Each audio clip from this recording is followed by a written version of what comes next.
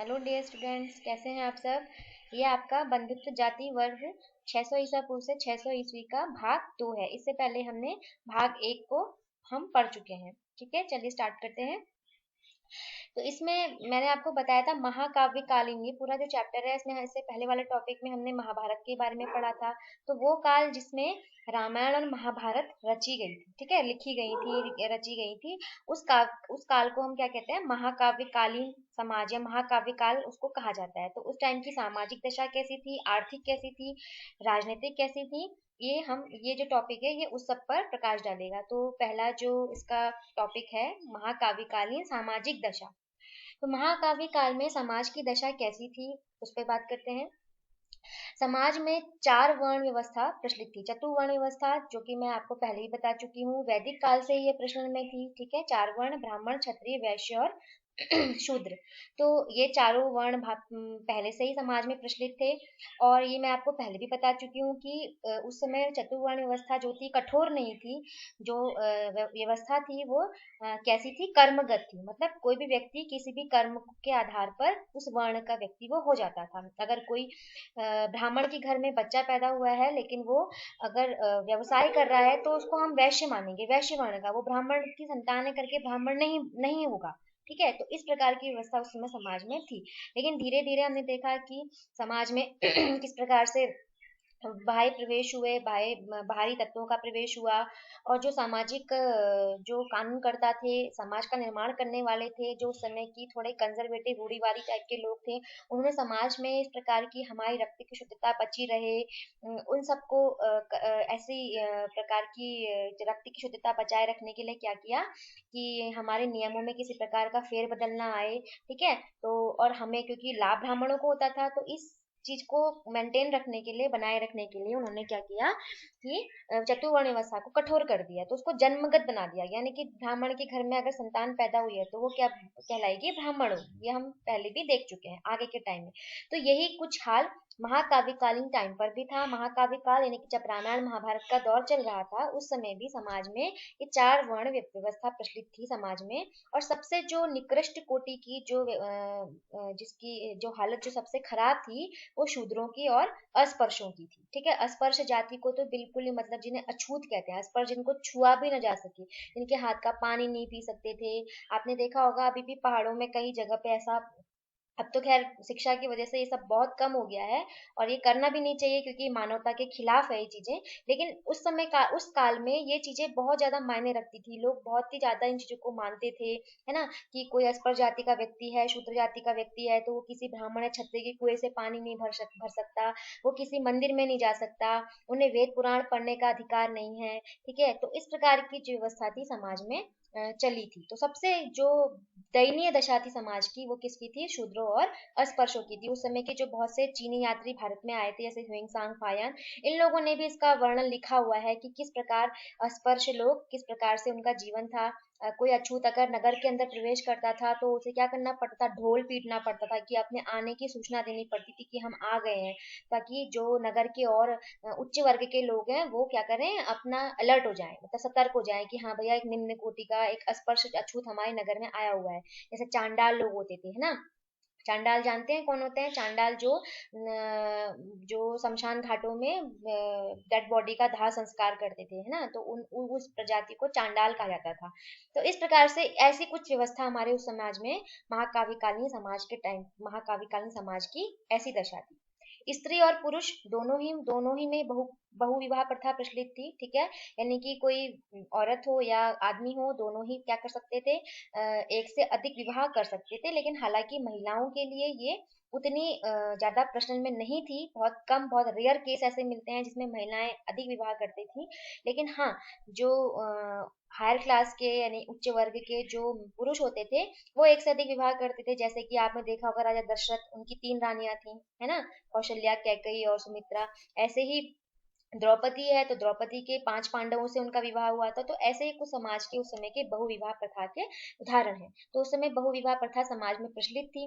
ठीक है, अगला जो पॉइंट है वो देखिए क्या है, नियोग प्रथा। नियोग प्रथा समाज में प्रचलित थी। अब नियोग प्रथा क्या होता है कि नियोग प्रथा एक प्रकार की प्रथा उस समय थी प्रचलित है कि क्या था कि जैसे किसी स्त्री किसी का विवाह हुआ, ठीक है, और अगर किसी स्त्री की संतान नहीं हुई तो क्या होता था कि ऐसा माना जाता था कि वह स्त्री अपने ही किसी घर के परिवार के किसी अन्य सदस्य के साथ रह करके अपना मतलब संतान अ, उत्पन्न कर सकती थी। इस प्रथा को नियोग प्रथा कहते थे, ठीक है। हालांकि ये बाद के काल में बहुत ही गलत मानी गई, लेकिन उस समय के काल में ये समाज में प्रचलित थी। तो नियोग प्रथा ये बहुत इंपॉर्टेंट है।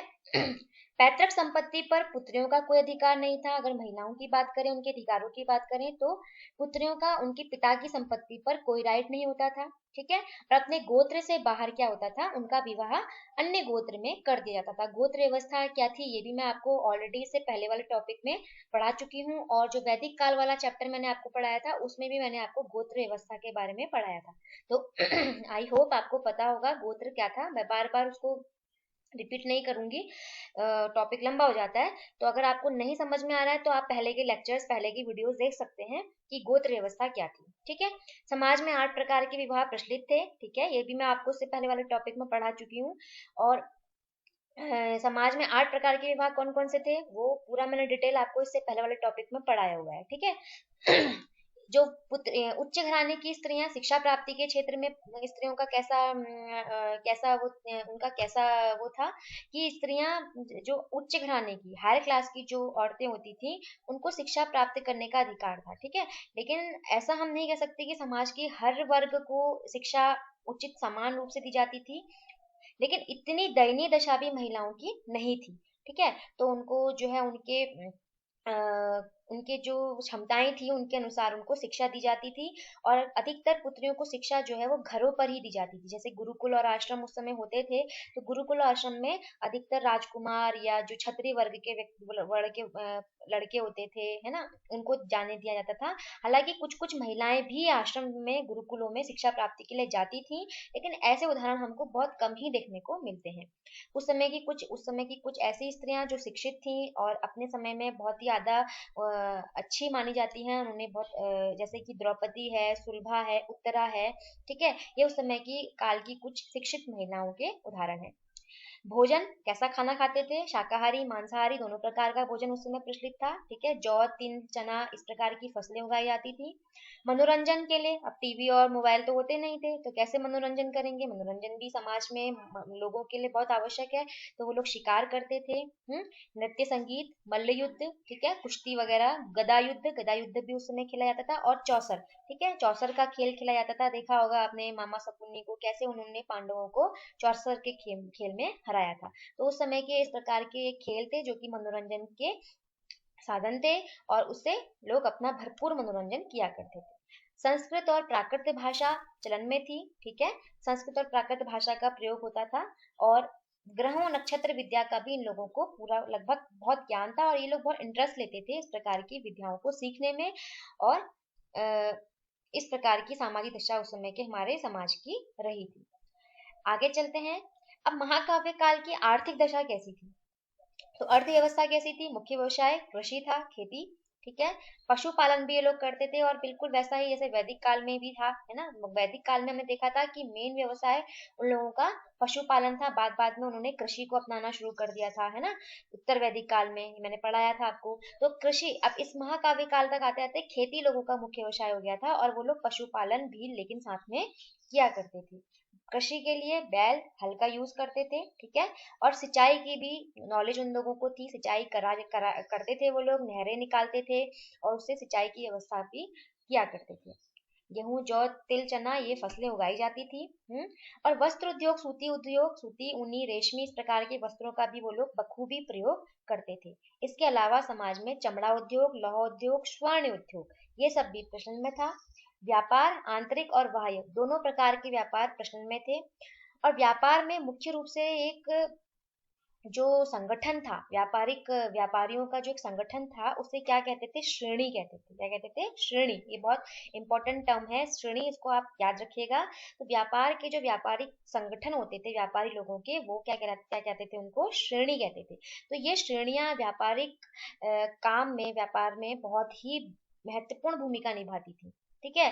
इनके पास ये लोग धन जमा करते थे एक ही जगह पे। एक प्रकार से श्रेणियां बैंक की तरह भी काम करती थी। अगर किसी व्यापारी को लोन चाहिए होता था किसी काम के लिए तो वो लोन भी प्रोवाइड करवाती थी, ठीक है। और ये जो व्यापारियों के आपसी झगड़े हो जाते थे किसी बात को लेकर के, उनका निपटारा करने का भी काम करती थी। हालांकि ये शुरुआत तो हो चुकी थी, बात बात के काल में हम देखेंगे कि ये श्रेणियां बहुत ही ज्यादा राइटफुल, इनके पास इतने अधिकार होते थे कि ये अपने समस्याओं का निपटारा भी खुद करती थी, ठीक है। इनके पास इवन अपनी फौजें भी हुआ करती थी, लेकिन अभी नहीं, इस टाइम पे नहीं, महाकाव्य काल पे इनके पास ऐसी फौजें और इस प्रकार की इतनी पावरफुल ये नहीं थी श्रेणियां। लेकिन बहुत बाद के कालों में जब 9वीं 10वीं शताब्दी तक आते आते ये बहुत पावरफुल हो गई थी, ठीक है। तो अभी फिलहाल इनके पास इतने अधिकार नहीं थे, लेकिन ये बहुत महत्वपूर्ण रोल निभाती थी व्यापार के क्षेत्र में। तो क्या थी व्यापार श्रेणियां, फिर से बता देती हूँ श्रेणियां क्या होता था। श्रेणियां व्यापारिक लोगों का एक संगठन था, समूह था, एक ऑर्गेनाइजेशन थी, ठीक है, जो व्यापारिक कार्यों में महत्वपूर्ण भूमिका निभाती थी।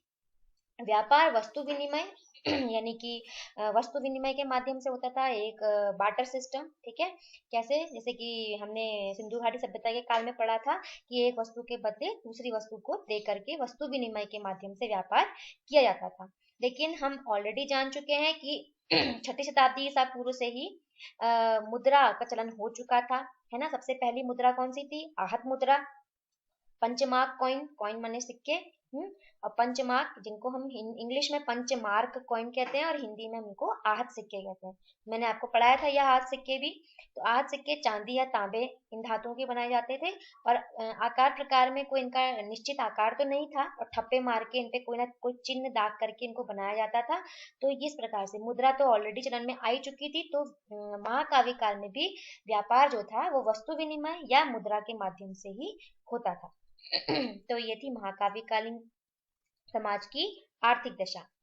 राजनीतिक दशा पे बात करें तो उस काल में क्या था कि महावैदिक काल से लेकर महाकाव्य काल तक आते आते जो छोटे छोटे राज्य थे उनके स्थान पर विशाल साम्राज्य स्थापित हो चुके थे, ठीक है। देखे हम महाजनपद काल में कैसे छोटे छोटे राज्य बने थे, देखा था हमने कौन कौन से राज्य थे। काशी था, गांधार है ना, पांचाल हमने इन सब की बात की थी, और चेदी है ना, ये सारे के सारे छोटे छोटे महाजनपद काल में महाजनपद थे। ये जो महाजनपद वाला टॉपिक मैंने आपको पढ़ाया था उसमें बताया हुआ है पूरा डिटेल से, ठीक है। आप बीच बीच में उन चीजों को रिवाइज भी करते रहें तभी याद रहेगा। तो ये अब इनका इन जनपदों का स्थान किसने ले लिया था? महाजनपद और बड़े बड़े विशाल साम्राज्यों ने ले लिया था। राज्य का प्रमुख कौन होगा? राज्य का प्रमुख सम्राट, ठीक है। राजतंत्रात्मक व्यवस्था प्रचलन में थी, कहीं कहीं प्रजातंत्रात्मक व्यवस्था के भी उदाहरण देखने को मिलते हैं। तो राजतंत्रात्मक व्यवस्था यानी जहां राजा का शासन चलता था उसको हम राजतंत्रात्मक व्यवस्था कहते हैं। और प्रजातंत्रात्मक मतलब जहां राजा एक प्रमुख नहीं होता था बल्कि 2 3 4 5 लोगों का ग्रुप मिलकर के शासन करता था, ठीक है। गणतंत्रात्मक व्यवस्था एक्चुअली में बोलेंगे उसको, ठीक है।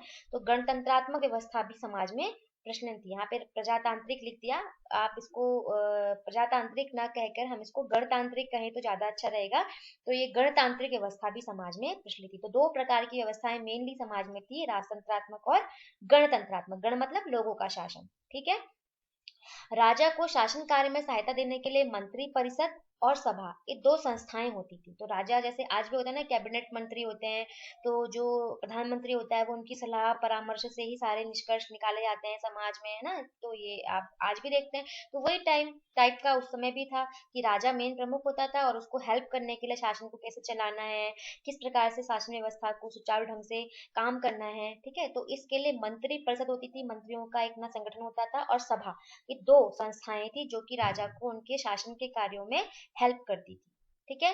सभा के सदस्य किसी न किसी विभाग के अध्यक्ष होते। जो सभा नामक संस्था थी वो क्या होती थी, उसके जो भी सदस्य होते थे, मेंबर्स होते थे, वो किसी न किसी डिपार्टमेंट से जुड़े होते थे, ठीक है। अलग अलग डिपार्टमेंट, जैसे किसी के पास कोई कारखाने का डिपार्टमेंट किसी को दिया है, किसी को जो है दान वगैरह का डिपार्टमेंट दिया हुआ है, किसी को जो है कृषि का डिपार्टमेंट दिया है, किसी को जो है अर्थव्यवस्था उसका डिपार्टमेंट दिया हुआ है। तो अलग अलग इस प्रकार से कई डिपार्टमेंट थे, ठीक है। जो समाज में अलग अलग उद्योग प्रचलित थे तो उन सबके डिपार्टमेंट अलग होते थे, है ना। तो वो सब डिपार्टमेंट सबको सौंपे हुए थे, ठीक। शासन की सबसे छोटी इकाई जो थी वो ग्राम होती थी, आज भी है, ठीक है। आज भी हम देखते हैं शासन की सबसे छोटी इकाई गांव ही होती है।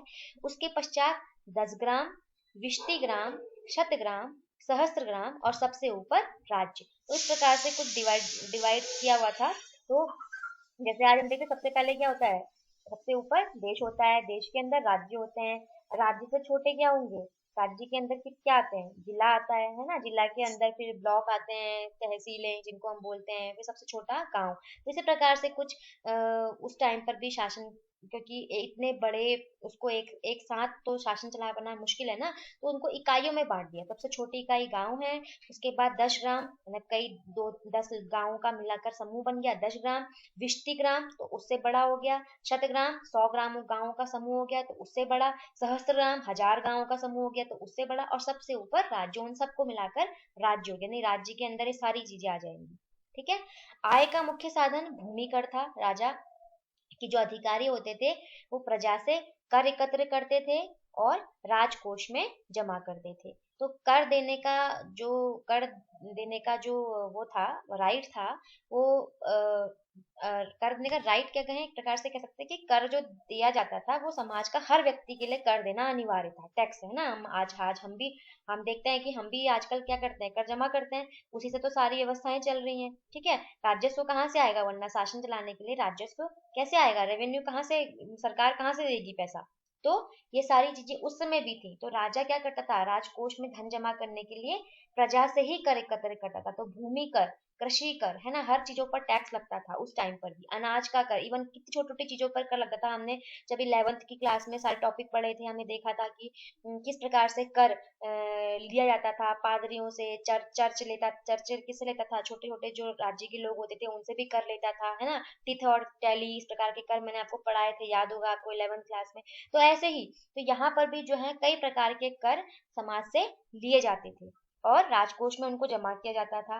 लेकिन एक चीज इंपॉर्टेंट है कि जो ब्राह्मण वेदों का ज्ञान रखते थे, जिनको वेदों की नॉलेज थे, हर ब्राह्मण नहीं, जिनको केवल वेदों की नॉलेज होती थी, ऐसे ब्राह्मणों से कर नहीं लिया जाता था। इवन उनको अधिकार दिया था कि वे अपने गांव में कर एकत्र करने वाले अधिकारी के रूप में वो काम करते थे। जो ब्राह्मण वेदों के ज्ञाता होते थे वो अपने गांव के अन्य लोगों से कर इकट्ठा करते थे और फिर राजकोष में जमा करते थे। तो इस प्रकार से राज्य उनको क्या देता था, ये अधिकार देता था, राजा उनको, ये वेदों के ज्ञानी ब्राह्मणों को अधिकार देता था कि आप राज्य के अन्य लोगों से कर इकट्ठा करके और राजकोष में जमा करें, और उसके बदले ब्राह्मण, जो ज्ञानी ब्राह्मण होते थे, वेदों के ज्ञानी ब्राह्मण, उनको बहुत सारी सुविधाएं राज्य की ओर से दी जाती थी। ठीक है। तो ये इस प्रकार की व्यवस्था कुछ उस समय में प्रचलित थी।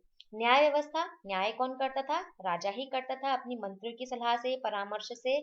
और बेसिकली न्याय करने का आधार क्या था, तो स्मृति ग्रंथ, स्मृति ग्रंथ जैसे मनुस्मृति है, बहुत सारी स्मृति ग्रंथ हैं, जैसे देवल स्मृति, पाराशर स्मृति, बृहस्पति स्मृति, है ना, और याज्ञवल्क्य की स्मृति। तो ये सब उन ऋषि मुनियों के द्वारा उस समय के जो कानूनी ज्ञाता लोग होते थे, उन्होंने एक प्रकार से हिंदू कानूनों की एक संहिता लिखी है, ग्रंथ लिखे हैं, उन्हें हम कहते हैं स्मृति ग्रंथ, जिनमें कानून लिखे हैं, हिंदू लॉ। ठीक है। कानून की क्या, कौन सा अपराध के लिए कौन सी सजा दी जानी चाहिए, किस प्रकार से झगड़ों का निपटारा होना चाहिए, समाज का सही तरीके से चलन किस प्रकार से होना चाहिए, तो उन ग्रंथों को हम कहते हैं स्मृति ग्रंथ। तो उनकी हेल्प से ही राजा क्या करता था, न्याय करता था। राजा के पास अपनी सेना होती थी, चतुरंगणीय सेना, मतलब 4 प्रकार के सेना के भाग थे। पैदल सैनिक होते थे, अश्व होते थे, हाथी और रथ सेना। ठीक है। तो ये 4 पार्ट्स जो है चतुरंगणीय सेना, चतुरंगणी का मतलब ही नाम से स्पष्ट हो रहा है, 4। ठीक है। तो 4 प्रकार की जो है वैरायटीज सेना के पास, राजा के पास सेना में थी। सेनापति सेना का सर्वोच्च मंत्री होता था। ठीक है। और सेना को नियमित रूप से वेतन दिया जाता था, और वेतन कैसा होता था, नकद भी दिया जाता था या फिर वस्तु के रूप में भी दिया जाता था। तो या तो राजा क्या करता था, सेना को, सैनिकों को वेतन नकद देता था या फिर वस्तु के रूप में। अब वस्तु के रूप में कैसे, जैसे मान लीजिए किसी सेवा के बदले सैनिक को क्या दे दिया, जमीन दे दी दान में। ठीक है। और यही चल करके आगे क्या हुई, ये बहुत गंदी व्यवस्था में तब्दील हुई, सामंतवादी व्यवस्था में तब्दील हुई। हमने 11वीं क्लास में, 11वीं कक्षा में सामंतवाद के ऊपर भी बखूबी पढ़ा हुआ है। ठीक है, अगर आपको याद हो तो। हम्म। तो सामंतवादी व्यवस्था इस प्रकार से क्या हो गए थे, यही सिपाही क्या हो गए थे, राजा के सेवा के बदले राजा से जमीन प्राप्त कर देते और धीरे धीरे उस जमीन के मालिक बनते गए। ठीक है। तो जिससे क्या हुआ, केंद्र की सत्ता, राजा की सत्ता क्या होती गई, कमजोर होती गई, क्योंकि एक ही एरिया में क्या हो गए, कई राजा हो गए, है ना, ये मैंने पढ़ाया था आपको। युद्ध में विभिन्न प्रकार के अस्त्र शस्त्रों का प्रयोग किया जाता था। भूमि और सत्ता के लिए संघर्ष होना स्वाभाविक था। तो जैसा कि संघर्ष हम किसमें देखते हैं, महाभारत में। महाभारत एक्चुअली में क्या था, ये तो थी कि भूमि और सत्ता के लिए तो संघर्ष हुआ था, है ना, कि दुर्योधन जो है राजा बनना चाहता था, और पांडु पुत्र युधिष्ठिर उनका राइट बन रहा था, ठीक है, क्योंकि धृतराष्ट्र जो थे वो अंधे थे, उनको गद्दी शुरुआत में जब पांडु और धृतराष्ट्र के बीच में चुनाव होना था राजा बनने के लिए, तो क्योंकि धृतराष्ट्र जन्म से अंधे थे, तो उनको योग्य नहीं माना गया शासन के लिए, है ना, तो पांडु को बनाया गया, तो पांडु के बाद उसके पुत्रों को अधिकार मिलना था गद्दी पर, लेकिन दुर्योधन जो धृतराष्ट्र का पुत्र था, वो चाहता था कि मुझे गद्दी मिले, ठीक है, तो इस प्रकार सत्ता और संघर्ष के लिए, सत्ता और भूमि के लिए ही क्या हुआ था, ये महाभारत रूपी इतना बड़ा संघर्ष जो कुरुक्षेत्र के मैदान में लड़ा गया। चलिए आगे चलते हैं। ये जो अगला स्लाइड है आपकी, ये मैप दिया हुआ है मैंने, क्योंकि मैंने एक क्वेश्चन आपको उसके बाद ये दोनों टॉपिक, मैंने इससे पहले वाला जो टॉपिक था महाभारत के ऊपर जो मेनली मैंने फोकस किया था, और ये जो मैंने अभी आपके लिए बनाया है, ये दोनों एक ही है, ठीक है, इससे आपका यहाँ पे अभी चैप्टर कंप्लीट हो गया है। तो यहाँ पर ये जो मैंने आपको मैप दिया हुआ है, इस मैप को आप ध्यान से देखेंगे, इसमें मैंने आपको लास्ट में क्वेश्चन आंसर करने के लिए दिए हैं, मैप भरने के लिए दिए हैं, आप प्लीज आप लोग मैप खरीद लें और प्रैक्टिस करें, क्योंकि मैप का 10 नंबर का क्वेश्चन आपका बोर्ड एग्जाम में आता है, ठीक है। तो इसमें देखेंगे, मैं कुछ नाम बोल रही हूँ, उनके उनको बेसिकली आपको जो है देखना है। मथुरा, मथुरा देखिए यूपी में। इंद्रप्रस्थ, इंद्रप्रस्थ पुराना नाम दिल्ली का, तो दिल्ली की जहाँ पे लोकेशन है वहाँ पे इंद्रप्रस्थ, मथुरा के ठीक ऊपर दिख रहा होगा आपको, ठीक है। इसके अलावा अहिछत्र, तो एक अहिछत्र भी है, तो आप ये लेफ्ट साइड वाले मैप में देखिए, अहिछत्र आपको दिखेगा, ये भी यूपी में ही है। बरेली, बरेली जो आज का बरेली है यूपी का, बरेली सिटी, उसके आसपास अहिछत्र, बहुत इंपॉर्टेंट पुरातात्विक पुरास्थल है, यहाँ से बहुत सारी यहाँ पे खुदाइयाँ हुई हैं, तो ये अहिछत्र। इसके अलावा एक दो मैंने आपको और दिए हैं, उज्जैन, उज्जैन भी आपका भरने के लिए आता है टॉपिक में, तो मध्य प्रदेश का जो एरिया है उज्जैन, ठीक है, अवंती, इसी इसी में देखिए आप ये लेफ्ट साइड वाले जो मैप है इसमें आपको ये दिख जाएगा उज्जैनी, ठीक है, अवंती उज्जैनी, तो ये आपको अवंती की राजधानी उज्जैनी ये दिख जाएगा। तो ये कुछ मैंने आपको मैप में भरने के लिए दिए हुए हैं, तो आप इनको, और एक अयोध्या, तो अभी आपने देखा होगा राम मंदिर अयोध्या वाला मुद्दा बहुत जोर शोर पे था, तो हो सकता है आपका अयोध्या इस बार के मैप में भरने के लिए आ जाए, ठीक है। तो अयोध्या कहाँ है, यूपी में ही, तो यूपी वाला इलाका जो है आप देखें, तो यहाँ पे आपको अयोध्या दिख जाएगा, हालांकि इस मैप में अयोध्या दिख नहीं रहा है, लेकिन आप लोग सर्च कर सकते हैं, क्योंकि ऊपर नीचे नहीं जाना, सबसे पहले मैंने आपको बताया है कि इंडिया के मैप में, भारत के मानचित्र में आप पहले राज्यों को फोकस करें, ठीक है, देख लें अच्छे से कि कौन सा राज्य कहाँ पर है, कहाँ कर्नाटक है, कहाँ यूपी है, कहाँ उत्तराखंड है, तो इसको आप अच्छे से पहले जान लेंगे, उसके बाद आप ये सारे मैप जो टॉपिक जो मैं आपको बता रही हूँ इनकी प्रैक्टिस आप करेंगे। तो हस्तिनापुर, एक हस्तिनापुर भी मैंने आपको भरने के लिए दिया है, तो हस्तिनापुर जो है वो यूपी में ही है, मेरठ के आसपास वाले इलाके में हस्तिनापुर, तो ये जो लेफ्ट साइड वाला मैप आपको दिख रहा है इसमें इंद्रप्रस्थ और हस्तिनापुर दोनों दिख रहे होंगे आपको साफ साफ। तो इंद्रप्रस्थ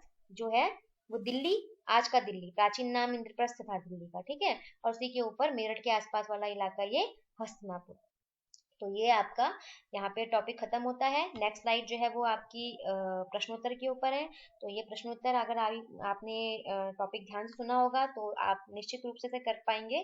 तो ये प्रश्नोत्तर मुझे करके दिखाएंगे, और इससे पहले भी जो बच्चे हैं उन्होंने मुझे सबने काम करके नहीं दिखाया है, आप लोग प्लीज काम करें, पढ़ते रहें, ठीक है। और चलिए फिर हम नेक्स्ट टॉपिक को लेकर के फिर से मिलेंगे, यहाँ पे आपका एक चैप्टर कंप्लीट होगा, मैं आपके लिए अब नया चैप्टर लेके आऊंगी। ओके, तब तक आप मुस्कुराते रहें और पढ़ते रहें।